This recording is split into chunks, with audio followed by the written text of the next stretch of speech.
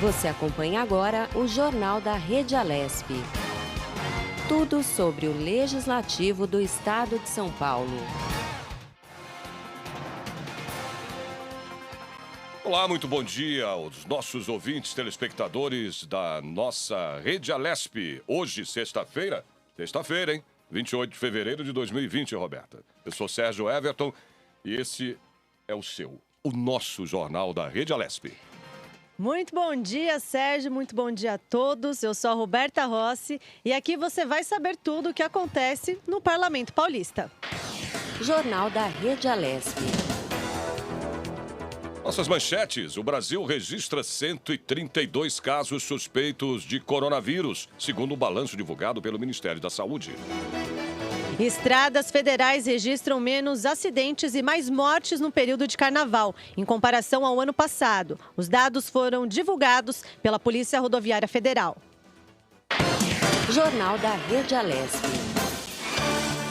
Logo após a confirmação do primeiro caso do coronavírus no Brasil nesta semana, novas mortes foram confirmadas lá na Itália. Mais países europeus registraram aí os primeiros casos do Covid-19. Na última semana, 20 países, viu, Roberta, confirmaram os primeiros casos da doença, segundo dados da Organização Mundial de Saúde, a OMS, e também das informações de agências de notícias aí pelo mundo. O número de novos casos relatados no mundo excedeu o número de novos casos na China, afirmou o diretor-geral da OMS. Nas últimas 48 horas, 9 países, incluindo o Brasil, informaram os primeiros casos da doença: Dinamarca, Estônia, Geórgia, Grécia, Macedônia do Norte, Noruega, Paquistão e Romênia. De acordo com a Organização Mundial da Saúde, 44 países registraram infecções pelo novo coronavírus ao redor do mundo.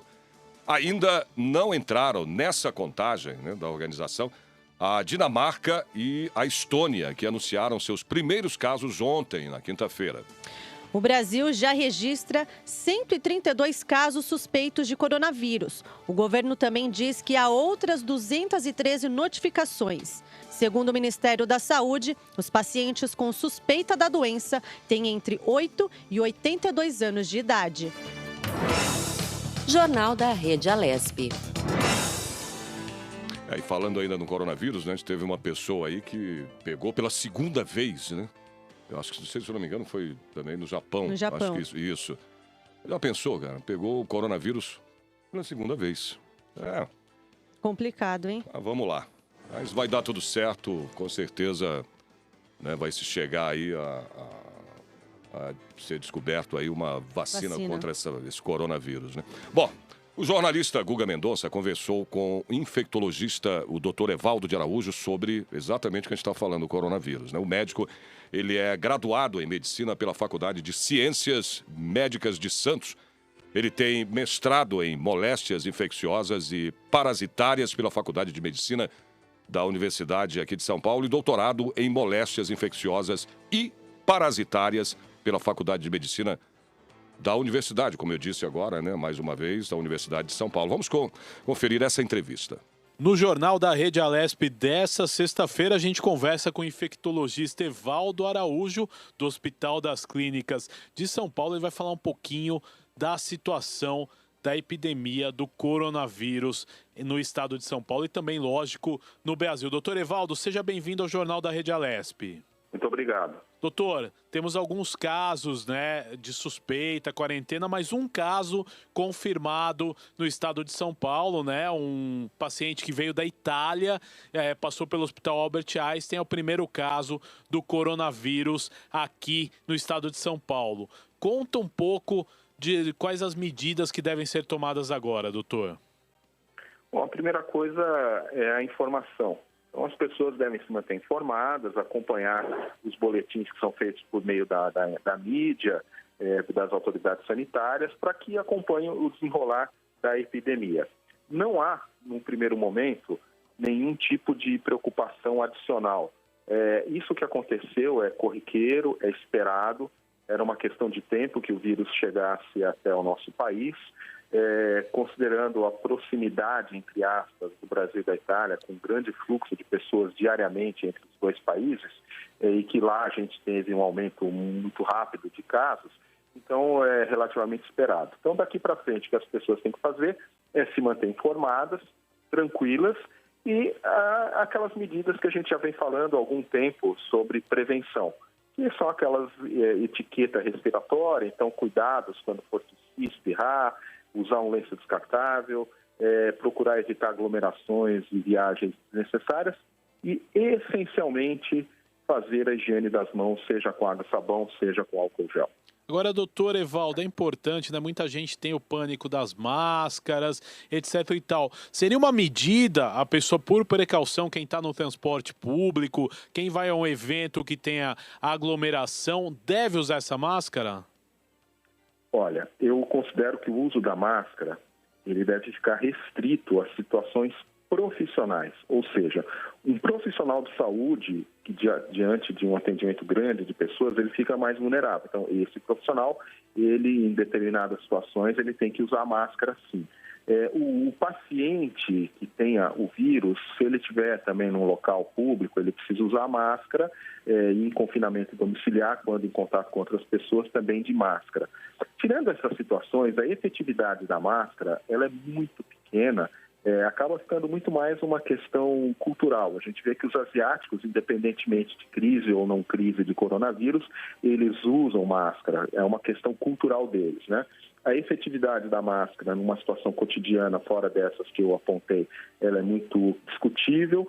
Você teria que ter um estoque de máscaras muito grande e eu acho que não é recomendável. Entretanto, as pessoas são livres e se sentirem mais protegidas para fazê-lo, que o façam. Entretanto, qual é a recomendação? Se for usar máscara, certificar-se que é uma máscara que esteja íntegra, não esteja úmida e que cubra toda a parte respiratória do rosto, o nariz e a boca. Agora, doutor, a quarentena, né? Algumas pessoas que voltaram da Itália estão sendo aconselhadas a fazer a quarentena. E por que essa quarentena é de 14 dias no caso dessa doença?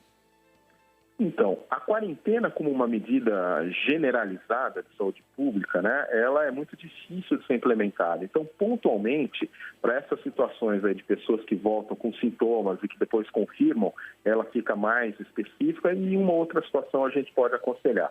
O período de 14 dias, ele é por conta do tempo de incubação da doença, que é de até 14 dias. Então, passados 14 dias, se a pessoa não apresentou nenhum sintoma, provavelmente ela não tem infecção e, portanto, poderá ser liberada de quarentena. Agora, doutor, quais os grupos de risco, né? Porque, por exemplo, esse paciente, se não me engano, 61 anos, deu teste positivo lá no Albert Einstein, nem internado ele ficou, né? Porque era uma infecção, né? Aliás, a doença, ela não se mostrou de uma forma muito agressiva. Como funciona isso, doutor? Então, isso é muito importante. A gente precisa internar quem tiver a indicação de internar. A grande maioria dos casos são casos leves e podem ser tratados em casa, como um resfriado comum, como uma gripe comum. Ou seja, você vai ficar em casa, as equipes de saúde vão fazer uma supervisão presencial ou remota, né, com visitas ou por telefone, e quando você cumprir o seu ciclo de doença e convalescência, você está liberado da quarentena, né? Agora, aqueles pacientes que apresentarem sintomas, sobretudo falta de ar e uma grande prostração, eles deverão, então, diante de sinais de alerta como esse, ir para um ambiente de hospital, porque eles podem ter uma pneumonia viral e necessitar de cuidados hospitalares e, às vezes, até em unidade de terapia intensiva. Os pacientes de maior vulnerabilidade para a morte, até então, têm se concentrado na faixa dos mais idosos e em pessoas com comprometimento da saúde por doença crônica ou comprometimento da imunidade. Então, a esses pacientes mais idosos e portadores de doenças crônicas, a gente ressalta que eles têm que redobrar o cuidado, né? Sobretudo com aquelas medidas de prevenção simples que a gente falou há pouco. Evitar viagens desnecessárias, evitar aglomeração desnecessária e uma higiene bastante rigorosa da mão, além de se policiar para não levar as mãos nem a olhos, nem a boca, nem ao nariz, que são as portas de entrada do vírus. Agora, doutor Evaldo, é importante a gente salientar que a informação realmente é a maior ferramenta. Mas, doutor, nos próximos 14 dias, podemos ter um aumento nesses casos? Existe essa expectativa? Existe essa preocupação, doutor? Todas as medidas que estão sendo feitas são para que a gente não tenha esse aumento de casos, para que a epidemia seja contida. Entretanto, por não existir uma vacina, por não existir um medicamento eficaz e, sobretudo, pela transmissão já ocorrer na fase assintomática, é improvável que, com toda a expertise, com tudo que tenha sido feito, a gente consiga fazer uma contenção da expansão do número de casos. Então, o que a gente vai precisar fazer realmente é seguir vigilante com as medidas que a gente já está tomando e reforçar as medidas que eu chamo de redução de danos. Ou seja, considerando que a entrada do vírus vai ser muito difícil de ser contida, que pelo menos esses grupos de maior vulnerabilidade eles estejam duplamente atentos para que eles se preservem de alguma maneira. Agora, doutor, é importante a gente ressaltar também de forma didática, né, para a opinião pública, para quem nos ouve. Doutor, se eu tenho um simples sintoma de gripe, de falta de ar, eu não devo me preocupar se eu não tive contato com uma pessoa que de repente pode estar em risco, ou já é um fator de preocupação, doutor? É importante a gente explicar isso. Não, essa é uma pergunta difícil de responder nesse momento, porque a gente está num momento de transição epidemiológica. Se o número de casos no Brasil aumentar, como é esperado que aumente, eu te pergunto, qual vai ser a diferença de você estar num país do exterior onde tenha casos e estar no Brasil caso os casos realmente aumentem, como é o que a gente imagina? Então, nesse sentido, é provável que a gente comece a pensar, tenha que revisar os critérios de caso suspeito, e todo sintomático respiratório vai ter, evidentemente, a possibilidade de ser um caso de coronavírus. Aí que eu enfatizo. Isso não significa necessariamente ter que ir para o hospital, ter que saturar o serviço de saúde ou até expor outras pessoas a risco, ou assim mesmo. Aí o critério clínico ele vai ser muito importante.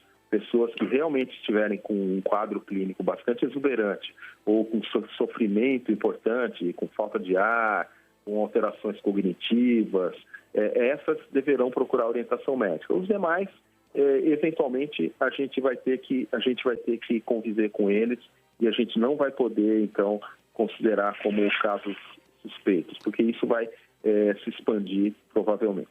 Agora, doutor, o senhor deixou claro que ainda não existe uma vacina. Existe um teste que eu possa fazer e, de repente, diagnosticar se realmente eu estou com coronavírus? Isso está disponível na rede pública ou só hoje a rede particular? Como funciona, doutor? Não, hoje a confirmação diagnóstica ela é feita por um teste altamente sofisticado de biologia molecular, chamada PCR, reação em cadeia da polimerase, que está disponível nos laboratórios públicos, diante de casos suspeitos e notificados. Alguns laboratórios privados estão realizando esse exame também, mas com um custo que não é pequeno e também para casos de suspeita, né? Em larga escala ainda não está disponível, mas é uma questão também de você ter demanda. A partir do momento que você gere demanda, isso vai estar mais disponível também. Agora, doutor, o simples fato de eu ter tido contato com uma pessoa que esteja, né, correndo o risco de desenvolver essa doença, me bota na quarentena também, doutor? Ou a gente não pode se alarmar nessa questão? Veja, essa é uma situação complexa, porque se a gente for colocar o mundo inteiro em quarentena, o mundo para, né? Então as autoridades têm sido um pouquinho mais pragmáticas e em larga escala, a menos que a pessoa tenha sintomas, elas não estão colocando em quarentena. Pontualmente, em casos muito específicos, os contactantes podem optar por se preservar e não entrar em contato com outras pessoas, pelo menos por esse período de incubação de 14 dias, quando não existem sintomas, mas mesmo assim pode haver a possibilidade de transmissão. Professor Evaldo Araújo, eu quero agradecer a sua participação no Jornal da Rede Alesp desta sexta-feira. Até um próximo encontro aí, sempre esclarecendo os temas de infectologia. Muito obrigado, viu? Ok, obrigado pela disposição. Este foi o professor Evaldo Araújo, que falou um pouco mais sobre o coronavírus aqui no Jornal da Rede Alesp desta sexta-feira. É com você, Sérgio, é com você, Roberta. Jornal da Rede Alesp. Portanto, vocês ouviram as explicações, né, do infectologista que foi entrevistado pelo repórter Guga Mendonça aqui da nossa Rede Alesp. Olha, o governo federal anunciou ontem em São Paulo que vai antecipar a campanha nacional de vacinação da gripe em 23 dias. A nova data prevista para o início é o dia 23 de março. Essa decisão foi divulgada um dia após a confirmação do primeiro caso do novo coronavírus aqui no Brasil. E de acordo com o Ministério da Saúde, a antecipação tem 2 objetivos: facilitar o diagnóstico da síndrome respiratória Covid-19, causada pelo novo coronavírus, e evitar que o sistema de saúde fique sobrecarregado. A vacina contra a gripe, ela não protege contra o novo coronavírus, né? Mas sim contra outras, né? As cepas de influenza, que é a família a qual pertence o H1N1, por exemplo. E justamente por isso pode ajudar a diagnosticar por eliminação eventuais casos do Covid-19. Jornal da Rede Alesp. E agora nós vamos para um rápido intervalo, mas a gente volta já já. Fica com a gente. Isso aí, Robertinha. Vamos lá.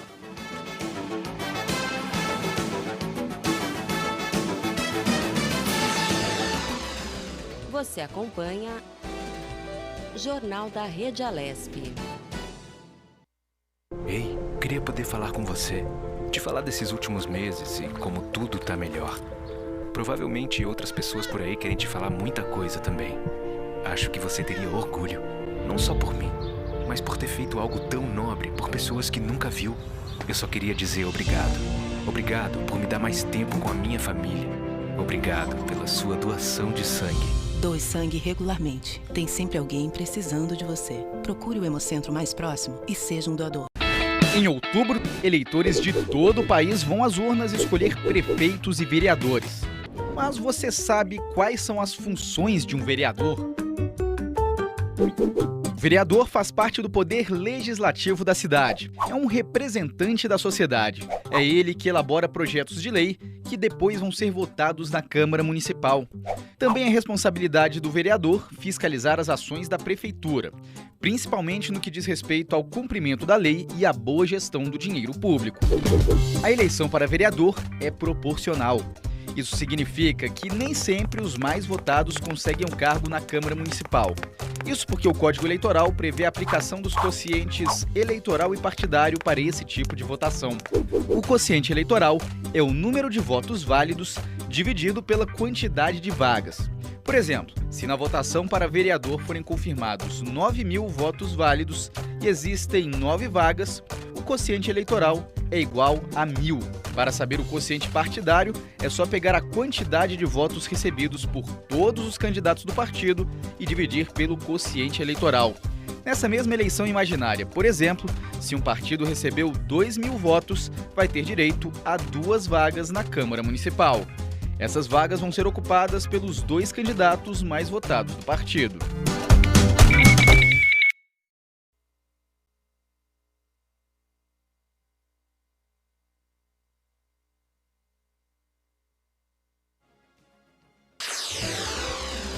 Você acompanha Jornal da Rede Alesp. Muito bem, de volta com o nosso jornal aqui da Rede Alesp. Olha, a Polícia Rodoviária Federal divulgou ontem mortes nas estradas federais, em comparação no ano passado, né? Apesar de registrar menos acidentes que em 2019.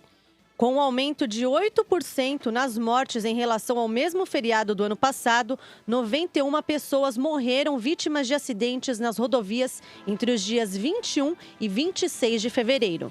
No ano passado, durante a Operação Carnaval, o número de mortos foi de 83 pessoas, o que representou aí uma queda de 19% em comparação com 2018, quando 103 pessoas morreram. De acordo com a PRF, a Operação de Carnaval 2020 registrou a redução de 3% no número geral de acidentes, com um total de 1.213 casos.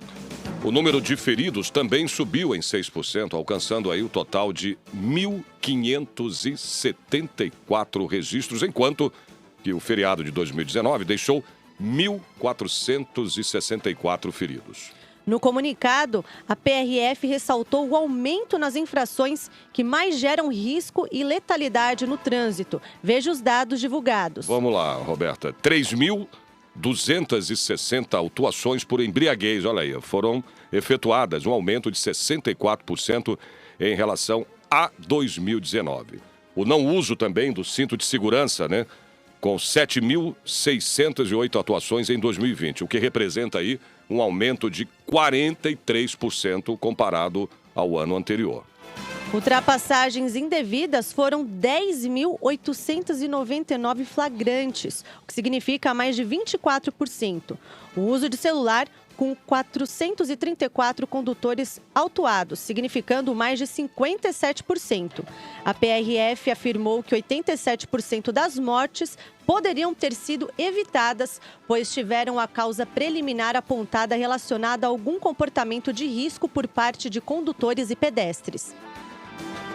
Os atropelamentos, né, as saídas de pista e colisões frontais foram responsáveis por 68% do total de mortos no período. Os estados de Santa Catarina, Bahia, Minas Gerais e Paraná concentraram 51% dos óbitos. Jornal da Rede Alesp. Olha, voltando a falar aqui nas estradas de acidentes, mortes, enfim, o que mais me deixa impressionado, viu, Roberto, é que, apesar da multa alta que é, né, a pessoa dirigir com efeito de álcool, né, com álcool, né, com teor alcoólico, que é feito aí através dos bafômetros, né, as pessoas parece que não estão tendo ainda essa conscientização, né, de que dirigir embriagado, né, causa acidentes, mortes. E não só mortes de quem está dirigindo, a morte de quem está dirigindo, né? Pessoas também inocentes que não beberam nada, não tem nada a ver com isso. Estão ali viajando com a família e aí, ó, como disse, nessas ultrapassagens frontais, que são as piores, né? Porque a pessoa está embriagada e acha que pode ultrapassar, né, um caminhão, né, para o outro lado e acaba matando aí pessoas também inocentes. Não estou dizendo que quem está dirigindo é um culpado, é um assassino, mas não é. É culpado por estar embriagado, né? E as pessoas, mesmo com o aumento das multas, né, que chega a quase R$3.000, né, Rogério? É um troço impressionante, cara. As pessoas precisam se conscientizar, cara, de que a bebida é uma morte certa, praticamente, cara. Campanha não falta, né, Sérgio? Pois é, a gente tem campanha de conscientização, aumentaram as multas, né? Você vai preso. E mesmo assim, cara, as pessoas não... Gente, precisa acabar com isso, a gente precisa ter mais responsabilidade, né? Com certeza. Olha, vamos falar sobre o que agora? Os desaparecidos, né?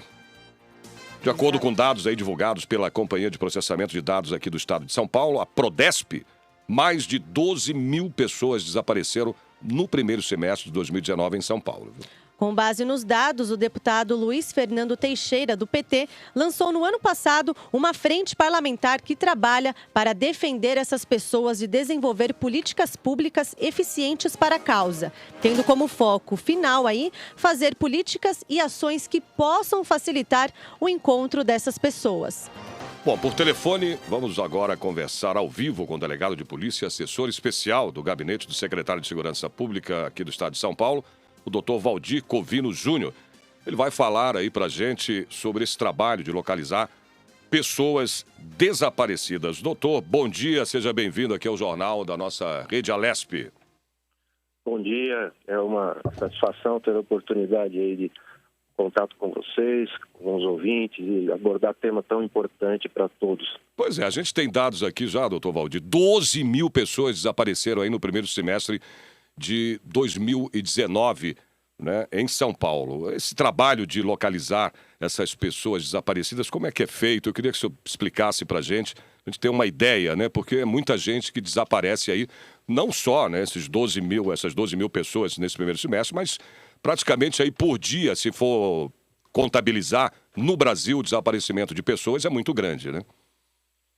O número realmente é expressivo e o trabalho tem início na delegacia onde o fato é comunicado. A pessoa nem sempre está no seu local, na sua região de residência. Então, tivemos oportunidade de fazer isso e quero aproveitar para reiterar. É importante que a pessoa compareça na delegacia mais próxima do local onde estiver, ainda que esteja viajando, esteja fora da sua região, e comunique o fato, leve o maior número de dados possíveis dos últimos locais onde a pessoa esteve, com quem estaria, para onde poderia ter ido, se tem essa projeção, para que desde o início ali, desde o primeiro contato na delegacia, se tenha o maior número de dados para iniciar essa busca.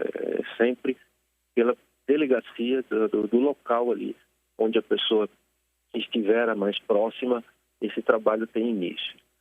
Eu peço só a licença aqui para fazer uma observação. Pois não. E sempre deixando claro que isso não significa diminuir a gravidade do fato, porque todo e qualquer desaparecimento é muito grave, né? Mas nós temos aproximadamente 90% dos desaparecimentos registrados são os chamados desaparecimentos voluntários. O que significa isso? São aquelas pessoas que deixaram o seu local de residência, o seu local normal, por iniciativa própria, pessoas com plenas condições e consciência do que estão fazendo, donas da própria vida, e que na grande maioria das vezes, algum tempo depois, essas pessoas retornam, né? Eu só estou pontuando isso para que a gente possa entender o quanto essa sistemática complica o trabalho, porque, no princípio, nós não temos uma referência de qual é aquele desaparecimento. Certo. Então, nós trabalhamos com números muito grandes e a grande maioria desses casos envolvendo esse tipo de iniciativa voluntária, em que a pessoa retorna e muitas vezes, na maioria desses casos, como a pessoa retornou, o problema foi solucionado, acabou aquele drama, pelo menos naquela parcela de dados, muitas vezes não é comunicado o retorno da pessoa, o encontro da pessoa.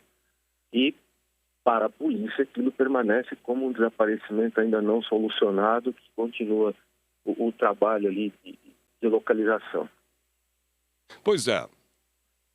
Eu ia falar, inclusive, nisso, o senhor abriu esse parêntese aí, eu ia falar sobre pessoas que não querem ser encontradas, né? Talvez por dívidas ou, sei lá, não quer mais estar ao lado, no convívio da família, né? A gente tem até um caso, eu vou até citar, que já morreu, que é, para mim, um dos maiores cantores no Brasil, que foi o Belchior, né? Belchior desapareceu, né? Não sei se o senhor sabe desse fato, né? E era por dívidas, por coisas, quer dizer, ele sumiu e ninguém encontrava, né? Ele acabou morrendo logo depois. Quer dizer, são casos aí também, né, de que muitas vezes não adianta você correr atrás, procurar, né, os desaparecidos, porque tem pessoas que não querem realmente aparecer mais, né? Por um motivo ou outro, não sei. Isso é verdade. Há muitas situações de problemas de relacionamento familiar. Exato. A pessoa tem uma postura que não aceita a postura da família, e a pessoa, por iniciativa própria, resolve cuidar da vida em outro lugar e não quer mais contato nenhum com a família. Há situações em que a polícia encontra a pessoa e a pessoa diz: não, eu estou aqui, estou bem, eu não estou perdido, não é nada disso, eu vou cuidar da minha vida e não quero contato com a família. Mas a polícia pode obrigar a pessoa a voltar, doutor? Não. Obrigar, não. Se for uma pessoa maior, dona da sua própria vida, a polícia não pode fazer isso. Então, o que a polícia faz? A polícia comunica isso para a família, né? Mas, o que acontece nessa situação, a família vivendo um drama, isso se volta contra a polícia, porque a família não aceita isso. Né? Pois é. E acaba se tornando aí uma aversão àquela iniciativa, como se a iniciativa fosse da polícia. Acabam alegando que a polícia que não quis trazer, né? Porque não concordou, não foi nem a pessoa que não concordou. Às vezes culpam até a polícia dizendo que ela não fez o trabalho dela, né? De trazer a pessoa de volta. Tem isso também, né? Como o senhor está dizendo aí. Há um outro aspecto que, muito mais por desinformação do que por qualquer outra razão, leva a uma visão distorcida, né? Eu já, em várias oportunidades, ouvi pessoas dizendo o seguinte: mas a polícia acha que isso não é um crime, então a polícia não faz nada, né? É importante esclarecer o seguinte: não é a polícia que entende que aquilo não é um crime. O desaparecimento por si só, enquanto desaparecimento sem nenhum outro componente realmente não é um crime. Isso está na lei, não é a polícia que acha isso. Agora, dizer que porque não é um crime a polícia não faz nada, essa é uma visão errada. A polícia tem, inclusive, unidades específicas montadas para trabalhar a investigação, a procura de pessoas desaparecidas. A polícia tem um programa de treinamento e aperfeiçoamento de policiais para trabalhar nesse sentido. Claro que uma parcela de desaparecimentos, depois se constata que tinha um envolvimento criminal, tinha um crime ali naquele contexto. Mas isso revelado posteriormente. A grande maioria dos casos, a imensa maioria dos casos, é um desaparecimento sem um componente criminal. E ainda que isso não seja um crime, isso não significa que a polícia não vai fazer nada. O que nós temos insistido há tempos é que o próprio trabalho da polícia se vê muito prejudicado por falta de um sistema integrado que permita uma pesquisa pronta. Eu vou pontuar algumas situações simples. Imagine que uma pessoa resolva sair de casa, pega um ônibus de viagem rodoviária aí, e vá para uma cidade do interior. Nessa cidade do interior, essa pessoa se hospeda numa pensão e ali ela tem consigo um telefone celular. Veja, nós não temos um sistema integrado que permita pesquisar esta passagem rodoviária que a pessoa comprou, se ela embarcou ou não, qual era o seu destino. Não há um sistema integrado que permita verificar que essa pessoa se hospedou naquela pensão e nós não temos possibilidade legal de pesquisar a antena de transmissão de celular para saber em que região está aquele celular, aquele telefone.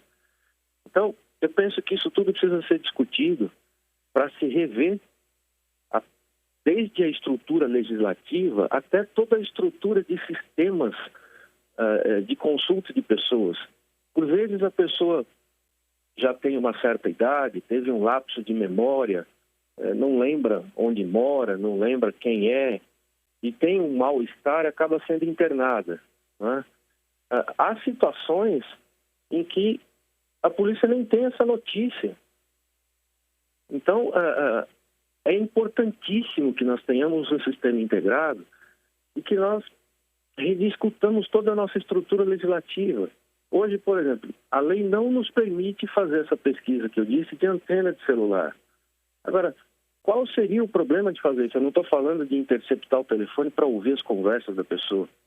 Estou dizendo apenas de verificar pelas antenas em que região está aquele telefone. Isso poderia orientar muito o trabalho de procura dessas pessoas, além desses sistemas que nos permitissem checar se essa pessoa fez uma viagem rodoviária, aérea ou marítima, se essa pessoa se hospedou em algum local. Doutor, então quer dizer que a lei não permite isso? Eu achei que permitisse você interceptar, como o senhor falou, não escutas nem nada, né? Mas de uma torre, né? De que telefone esse celular está sendo, né, usado. A lei não permite isso? Não, mesmo para identificar a torre de transmissão, isso depende de ordem judicial. Então, há situações em que essa ordem judicial, dependendo do volume de trabalho da comarca, vai demandar um tempo considerável e ainda assim pode acontecer de o magistrado entender que naquela circunstância, né, não é o caso de se obter a informação imediatamente. Não, mas eu digo assim, doutor, você fala no caso aí precisa ter uma autorização da justiça, não nada. No caso de escuta telefônica, mas eu digo de sinais, por exemplo, de um sinal de um celular numa torre. Sim, também a lei não permite. Isso que nós estamos dizendo. Há uma discussão ampla no sentido de que muitos consideram que isto é uma obtenção de dados que envolvem a vida privada da pessoa. Então, como envolve a vida privada da pessoa, neste caso, eu dependo da ordem judicial. Então, isso eu penso que precisa ser rediscutido. Isso realmente é o que a sociedade brasileira quer, que este dado seja tratado desse jeito. E vou repetir o que eu disse, você já repetiu aí, não estou me referindo a ouvir as conversas. Eu sei, o senhor falou isso, inclusive. A região, exato. A torre, né? Então, tudo isso precisa ser discutido. Vamos ouvir os familiares de pessoas que desapareceram. Agora, doutor, isso procede também lá fora, por exemplo, nos Estados Unidos? Eu sou um assíduo telespectador de documentários, programas, né, de investigação, né, como o ID, por exemplo, no Sim. Discovery Channel. E eu vejo sempre o pedido, né, de localização do telefone numa torre e tudo, mas nunca vi, pelo menos dentro do que é feito o filme, né? Não é um filme, mas são casos verídicos, né? Eu vejo sempre o pedido, vamos interceptar para saber qual sinal, que torre, onde é que tá, de onde está vindo esse sinal, né? De que torre da cidade, mas eu nunca vi eles entrando assim com um pedido, por exemplo, na justiça para saber. Eu não sei como é que processo, é diferente daqui do Brasil. Não, é muito diferente. Lá, além dele ter a possibilidade de identificar a torre, tem uma possibilidade adicional. Ali eles têm um sistema que permite identificar se o cartão de crédito da pessoa foi utilizado e onde foi. Sem mandado, sem ter que... Sem ordem judicial. Aí, tá vendo? Não para identificar, olha, o que foi que a pessoa comprou, não. Mas, olha, esse cartão foi utilizado na loja tal que fica em tal local. Claro, é um rastreamento, né? Se nós tivéssemos essa possibilidade com uma pessoa desaparecida, isso abriria uma opção de investigação imensa e imediata. Isso é o mais importante. Toda essa pesquisa feita imediatamente quando chegasse a notícia. Porque pode ter acontecido Então, foram muitos os casos em que a pessoa foi encontrada, em que aí se constatou que essa pessoa tinha pego um ônibus e fez uma viagem rodoviária, alguns pegaram avião, foram para outro local do país, a pessoa se hospedou, ficou numa pensão, ficou num hotel, a pessoa usou o cartão de crédito. E nós não temos nenhum sistema que nos permita pesquisar isso imediatamente, né? Mas a polícia não pode consultar essas empresas? Pode consultar, mas veja, vamos pensar o seguinte, eu vou mandar ofício para todas as empresas que fazem transporte rodoviário no estado de São Paulo. Quanto tempo vou levar para chegar a essas respostas? Uma boa parte talvez nem venha, né? Porque a empresa não acha nada e entende que porque não achou nada não precisa nem responder. Então, na verdade, isso inviabiliza uma procura que hoje existem ferramentas tecnológicas que permitem que isso seja feito imediatamente. Exatamente, não tenha dúvidas. Imediatamente você consegue, né, praticamente localizar, né, de onde veio aquela chamada, de onde... E aqui no Brasil a gente fica difícil, então, né, complicado o rastreamento aqui, né, para se achar uma pessoa. Fica complicado por uma postura legal, também fica complicado, em alguma medida, por falta de interesse de determinadas empresas, porque isso envolve investimento. Então, nós precisamos ter a consciência de que não basta uma estrutura pública. Este tema precisa da integração de todos os organismos sociais, públicos, privados, para que efetivamente cada um colabore com a sua parcela, para que nós tenhamos uma estrutura suficiente para isso, né? Que permita uma intervenção pronta, imediata, eficaz. Claro. Doutor Valdir, a Roberta tem uma pergunta para o senhor aqui. Doutor Valdir, eu queria saber como é que a gente pode proceder, né, depois que um ente querido desaparece, enfim, depois de quanto tempo a gente deve procurar aí as autoridades? Eu vou aproveitar a sua pergunta para tentar acabar com um mito que, lamentavelmente, em grande medida, também acabou contaminando uma parcela dos policiais e que já há tempos a Polícia Civil, por meio da Academia de Polícia, busca acabar com essa concepção. Não existe tempo, né? Essa história de que tem que aguardar 24, 48 ou 72 horas, isso não existe.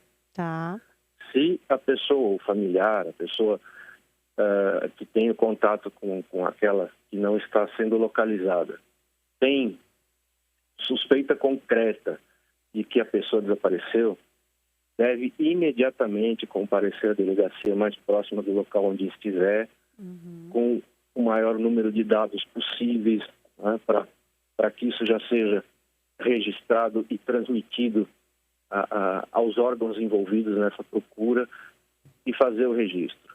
Eu sei que muitas pessoas que estão ouvindo dirão, mas eu soube de um caso, ou eu vivi uma situação semelhante e fui numa delegacia e ali o próprio policial disse isso. Então, eu não estou aqui deixando de reconhecer que, em certa medida, a falha também já foi constatada na polícia, mas que já há tempos, como eu disse, a polícia vem trabalhando para acabar com essa concepção.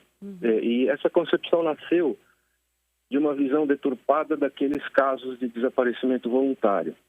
Por quê? Porque, lamentavelmente, são muito numerosos os casos em que a pessoa sai com alguém e resolve estender ali o seu passeio, o seu programa, e não comunica a família, né? Independentemente de idade, eu não estou falando só de adolescente, não, né? Acontece também com adolescente, mas não só. E, passado ali algumas horas, no dia seguinte, aí então a pessoa aparece, depois que terminou seu programa, aparece ali. Isso, infelizmente, é muito comum. E acabou criando essa concepção, não, espera mais algumas horas, a pessoa deve ter saído aí, perdeu a hora, pegou no sono, a pessoa vai aparecer. E realmente são muitos esses casos. Já vi casos aí lá fora que é 72 horas para poder, né, pra começar a procurar a pessoa desaparecida. Pelo menos, volto a falar com o senhor sobre o Discovery Channel que eu assisto, pelo menos nas gravações, tudo, na vida real. A pessoa vai lá procurar e fala, olha, não podemos, só 72 horas depois que é constatado o desaparecimento mesmo, que aí a polícia começa a correr atrás para tentar investigar e achar a pessoa. É meio estranho. Não é uma referência aqui na Polícia Civil de São Paulo, aqui no Brasil. Não existe essa exigência mínima de tempo. Então, no Brasil não existe isso? Não existe essa exigência, doutor? Não existe. Inclusive, nós tivemos alterações legislativas, deixando claro que o trabalho de investigação na notícia de desaparecimento deve ser imediato. Assim que a notícia for apresentada na delegacia, esse trabalho tem início. Como eu disse inicialmente, há tempos aqui, inicialmente o trabalho é feito ali na delegacia onde o fato foi comunicado. Mas também, de imediato, esse registro é transmitido para uma central de comunicação da polícia, que transmite isso para todas as unidades e para unidades especializadas no trabalho de investigação de desaparecimento. Ok. Doutor Valdir, a gente já está... Conclua.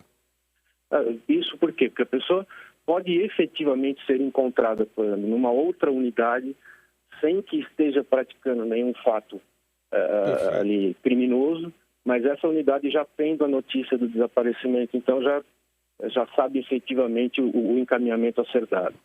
Ok, doutor, a gente está encerrando já a entrevista, estamos com tempo curto aqui, mas a Roberta tem mais uma perguntinha para o senhor, se o senhor puder responder rapidinho.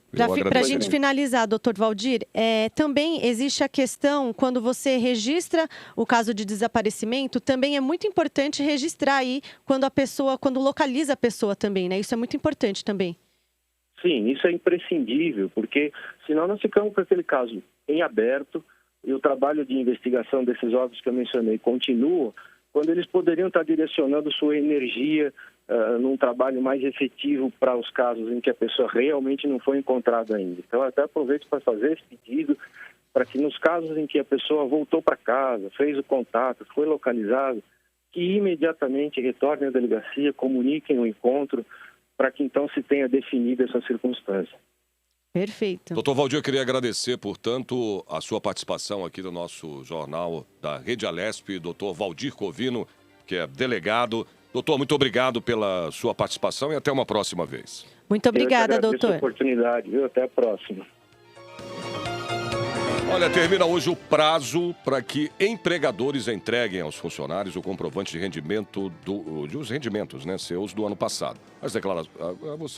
As declarações com base 2019 devem ser entregues entre 2 de março e 30 de abril. Deve declarar o imposto de renda quem recebeu rendimentos tributáveis acima de R$ 28.000, R$ 559 em 2019. R$ 28.559. Bom, a Receita Federal espera receber cerca de 32 milhões de declarações do imposto de renda agora em 2020. Jornal da Rede Alesp. Olha, o prefeito de São Paulo, Bruno Covas, começa uma nova fase de tratamento contra o câncer. Depois de submeter a 8 sessões de quimioterapia para combater os tumores, exames comprovaram que o câncer persiste. A cirurgia não foi descartada, mas não foi indicada neste momento. O prefeito Bruno Covas agora vai se submeter à imunoterapia, que é um tratamento que consiste aí na aplicação de doses de medicamentos para estimular o sistema imunológico a produzir anticorpos e combater células cancerígenas. A primeira sessão foi feita ontem e as próximas acontecem a cada 3 semanas. A avaliação completa da imunoterapia poderá ser feita em 2 ou 3 meses. O prefeito trata desde novembro de um câncer na cárdia, localizada entre o estômago e o esôfago, com metástase no fígado e nos linfonodos. Mas boa recuperação aí, com certeza, pro nosso prefeito. Vai dar tudo certo. Com certeza. Com certeza força, ele vai né? sair dessa, não tenha dúvidas. Bom, Jornal da Rede Alesp vai para mais um intervalinho e voltamos já.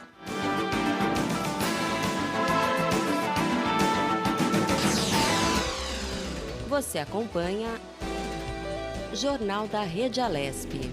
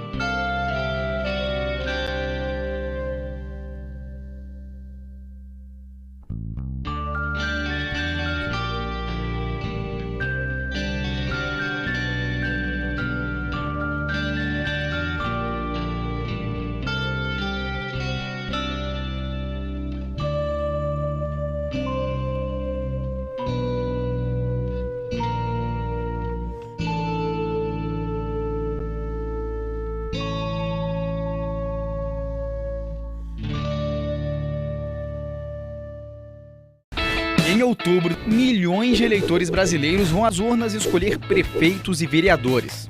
E fique esperto, o trabalho do eleitor vai muito além de comparecer às urnas e votar. É super importante acompanhar o que os candidatos eleitos fazem depois de tomar posse. Aquela promessa de campanha foi cumprida? Como o seu candidato está usando as verbas públicas? E os projetos que ele defendia na hora de pedir seu voto foram apresentados? E a gente precisa fiscalizar todos os eleitos, mesmo aqueles que não receberam nosso voto. Afinal de contas, quando toma posse em um cargo eletivo, o político vira um representante da sociedade. Na era da informação, não faltam maneiras de vigiar a atividade de prefeitos e vereadores. Pela internet, por aplicativos ou até com a ajuda de organizações não governamentais. O importante é acompanhar de perto o que está sendo feito com o dinheiro público.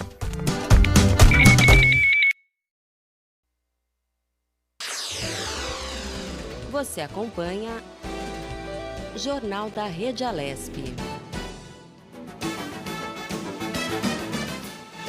De volta aqui com o Jornal da Rede Alesp. O estado de São Paulo teve 5.036 golpes no seguro-desemprego em 2019, né? No ano passado. O maior número de casos do país. Em 2018, o número foi ainda maior, viu, gente? Mais de 6 mil casos. O seguro-desemprego é um benefício pago quando o empregado é dispensado sem justa causa. A Caixa Econômica Federal, responsável pelo pagamento, disse que aplicativos de celulares falsos estão sendo usados para coletar dados e facilitar o golpe. Em posse dos dados pessoais dos beneficiários do seguro, criminosos fraudam documentos ou cartão do banco e levam todo o dinheiro. Pois é, para evitar golpes ou pagamentos indevidos, a Caixa esclarece que o cartão e a senha cidadão são pessoais e intransferíveis. A empresa também informou que trabalha com a Polícia Federal para identificar os aplicativos que roubam dados e que os clientes devem usar somente os canais oficiais da Caixa Econômica Federal, como o site, né, e o aplicativo, para buscar aí as informações. Jornal da Rede Alesp. Bom, vamos conversar agora direto, rapidamente aqui, por telefone com o coronel da Polícia Militar, né, coronel Emerson Macera Ribeiro, que vai falar sobre a violência no Carnaval, que a gente já falou aqui, né, outros dias, né, atrás aqui, sobre essa violência que aconteceu nesse Carnaval também, né, em vários lugares aqui de São Paulo, da cidade de São Paulo. Coronel, bom dia, bem-vindo aqui ao Jornal da Rede Alesp. Bom dia, Sérgio, Roberta e a toda a nossa assistência. É um prazer participar do programa. Obrigado, coronel. A violência a gente tem falado aqui, viu, coronel? E eu queria que o senhor explicasse um pouco para a gente, para o nosso telespectador, nosso ouvinte aqui, né, que medidas são tomadas aí, ou, né, agora não, porque o Carnaval a gente vai já aqui ainda tem Carnaval ainda nesse final de semana, né? É impressionante, né? Mas vamos lá, tem Carnaval, né? O que pode ser feito aí para conter mais ainda a questão da violência, né, nessa época de Carnaval, né, que a gente sabe que é muita gente, é muita aglomeração, bebida, enfim.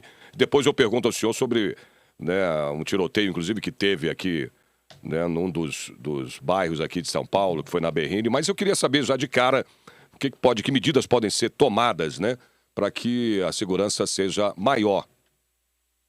Bom, Sérgio, você tem razão. O carnaval de rua de São Paulo vem crescendo bastante nos últimos anos.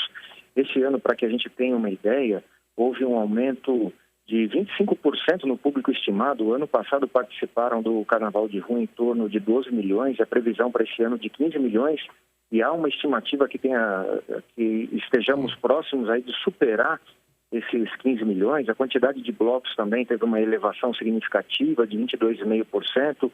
Só na cidade de São Paulo, 653 blocos e eventos, como evento carnavalesco, né, que reúne uma multidão, um público muito grande, e um evento caracterizado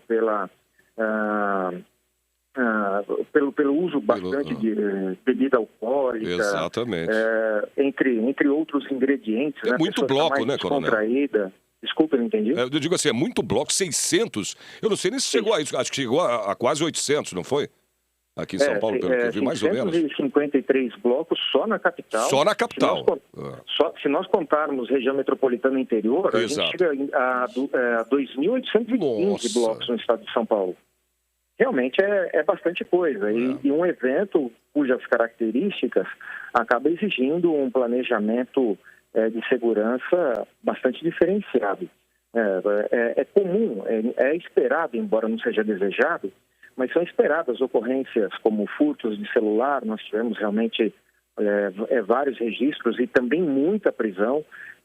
São comuns desentendimentos, brigas. Nós tivemos alguns episódios, infelizmente, de pessoas esfaqueadas, mas eu gostaria de fazer um destaque, Sérgio.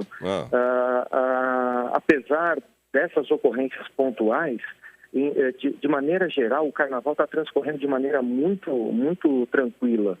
É claro que ninguém deseja que uma pessoa seja esfaqueada, que nós tenhamos furtos, roubos. Nós tivemos esse caso que você comentou, né, de duas pessoas que acabaram sendo baleadas numa tentativa de roubo. Foi. A vítima reagiu e acabou baleando o bandido e infelizmente o tiro acabou transfixando e acertou uma menina, mas a informação que nós temos é que essa jovem está fora de perigo, felizmente. Graças a Deus, né, coronel? Graças a Deus, verdade. Mas diante do tamanho, diante da proporção do Carnaval de São Paulo, nós tivemos eventos até de maneira bastante controlada, e a gente atribui isso ao reforço no policiamento. A Polícia Militar, para que vocês tenham uma ideia, que os ouvintes tenham uma ideia, está usando força total. Nós não estamos economizando efetivo. Todo efetivo da Polícia Militar está empregado, de certa forma, nessa operação. O Carnaval sempre foi um evento que a Polícia Militar planejou com muito cuidado no transcorrer do tempo, na sua história. Não só o Carnaval, que antigamente nós não tínhamos esse Carnaval de rua, era mais a região ali do Sambódromo, mas durante o Carnaval as ocorrências geralmente tendem a aumentar.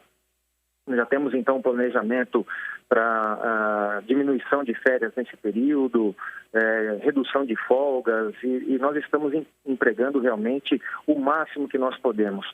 Até agora, né, contando o pré-carnaval e o carnaval, efetivamente, o feriado de carnaval, o fim de semana de carnaval, nós tivemos um emprego, somando, evidentemente, todos os dias, de mais de 160 mil policiais e militares.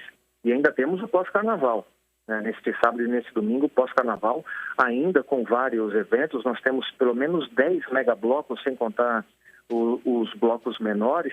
Então, a polícia continua bastante atenta, não só no policiamento no entorno dos blocos, no policiamento nas ruas, no reforço do policiamento das ruas, mas também a fiscalização de trânsito na capital, com foco principalmente na lei seca, nas rodovias. E aí vamos a alguns números que são realmente bastante importantes. Nós tivemos uma redução de 12,5% na quantidade de vítimas graves em acidentes nas rodovias, de 33% na quantidade de vítimas fatais. Isso porque o policiamento rodoviário também empregou força máxima na sua operação. E esses números que esses números que eu vou passar a seguir, que mostram realmente que a polícia está atuando forte, eu não vejo com muita felicidade não, porque mostra realmente que nós temos muitos motoristas infringindo as leis. Para que vocês tenham uma ideia, mais de 4 mil motoristas foram multados por dirigir sob efeito de álcool só nas rodovias, sem contar na capital que nós tivemos também 1.400 motoristas multados nessas condições. Mais de 6 mil motoristas foram autuados por não utilizarem cinto de segurança, além de 2.500 autuações por ultrapassagens na contramão de direção. Então a gente percebe que ainda falta bastante civismo, noções até de educação de trânsito para as pessoas, mas a polícia está atuando firmemente, fortemente, e os resultados se mostram aí pela redução desses percentuais. Coronel, e também neste carnaval teve aí o auxílio de drones também, né, que ajudou aí na fiscalização, de localizar essas pessoas que estavam ali atuando de forma errada. Sim, nós tivemos o uso bastante importante de tecnologia, não só drones, né? Nós estamos utilizando 50 drones por dia nos eventos carnavalescos, além de 12 aeronaves e também equipes de terra, policiais à paisana, equipes de terra filmando tudo o que está acontecendo para que a gente identifique algum crime e consiga prender as pessoas. Só nesses 7 dias de evento, o pré-carnaval e o carnaval propriamente dito, nós tivemos 1.785 prisões, contando prisões de adulto, né, apreensões de adolescentes e também pessoas procuradas que foram encontradas. 1.785 prisões. A polícia está atuando realmente de maneira bastante forte para se fazer presente realmente e passar essa sensação maior de segurança às pessoas. Quando nós temos algum episódio pontual de crime, de briga, nós recebemos algumas perguntas. Nós estamos vendo o policiamento no meio da multidão. E eu queria aproveitar a audiência do programa de vocês para explicar para as pessoas que o policial realmente não fica no meio da multidão, porque no adensamento ali populacional, o adensamento de pessoas, o policial no meio da multidão acaba não sendo visto e não enxerga o que acontece, por exemplo, a 5 metros dele.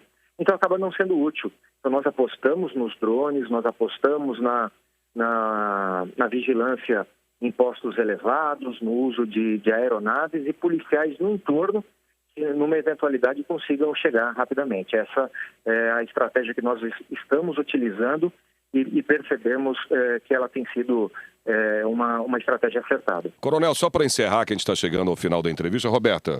A gente queria saber também, Coronel, agora a gente está chegando no final aí, no pós-carnaval, que esse é o último final de semana, né?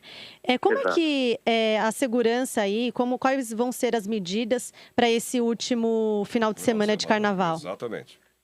Nós vamos manter a mesma estrutura de policiamento, não é porque é pós-carnaval que diminui a importância, muito pelo contrário. Os eventos que nós temos programados são eventos que vão trazer milhares de pessoas para esses blocos. Então a polícia continua com força máxima, continua com força total. O policiamento ainda não vai descansar. E nós temos todo o emprego aí de policiais, uma previsão de pelo menos mais 30 mil policiais nesse fim de semana, talvez esse número seja até superado, também com fiscalização forte nas rodovias, operações de direção segura para fiscalização da alcoolemia no trânsito. A Polícia Militar continua também com emprego de tecnologia, de monitoramento.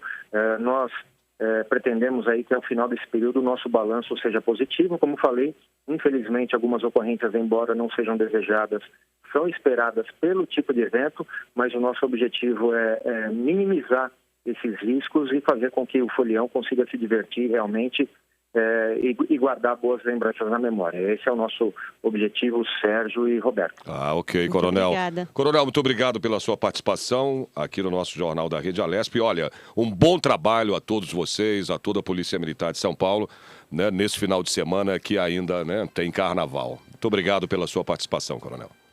Eu que agradeço a oportunidade, estamos à disposição também durante o final de semana, caso haja necessidade de esclarecer algum ponto. Nós temos pessoas que já estão direcionadas aí para dar informações à mídia, para conceder entrevistas, e contem com a Polícia Militar. Nós esperamos realmente que tenhamos um carnaval bastante tranquilo nesse finzinho e a gente consiga depois fazer um balanço de algo realmente bastante positivo. Muito obrigado, um abraço a todos. Obrigado. Vai dar tudo certo, Coronel, com certeza. Com certeza. Abraço. Bom, chegamos ao final do nosso Jornal da Rede Alesp. Vamos aos nossos agradecimentos aqui, né? Toda a equipe que trabalha com a gente. Vamos lá, Roberta. Sonoplastia, Josiel Cândido e Roberto Dias. Coordenação da Rádio Alesp, a Fabiola Altran. Diretor da Rede Alesp, Gilberto Caracanha. A diretora executiva da TV, Lilian Busato. Diretor de comunicação da Alesp, Matheus Pérez Granato. Chefe de redação, Rogério Pincelli, nosso Cid Moreira. Editor responsável, Mauro Quadros e Doeta. A Web Imagens, a cargo aqui da Carol e a Dani Bolina. A Dani, nossa Dani aqui. Só a Dani. Bolina, Produção e edição, Fabiana Durbano. Márcio Pedroso também. Márcio Pedroso. Quem mais? Tem a Márcia Flores, Isso. Mônica José, Eduardo Tedesco e Edmilson Silva. Exato. A apresentação, Robertinha aqui do meu lado, a Roberta Rossi. E o Sérgio Everton. Obrigado, meu anjo. Obrigada. Gente, chegamos ao final do nosso jornal. Espero vocês na segunda-feira, a partir das 9h30 da manhã, eu e a Roberta. Portanto, até lá e um ótimo final de semana a todos. Um ótimo final de semana a todos e até segunda-feira.